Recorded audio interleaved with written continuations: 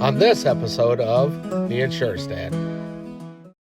Hey, Dad, we live out in the country around a lot of farms.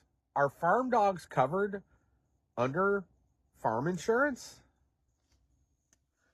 Well, son, if he hurts someone or damages something, the farm liability may cover it on those policies, but certain breeds of dogs need to be listed on the policy.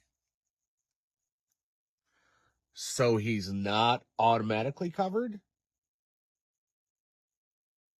Nope, not necessarily. Remember when Willie chased the delivery guy? If he had bitten him, that could have been a claim. If your animals help you work, make sure they're put on your policy. Good question, son.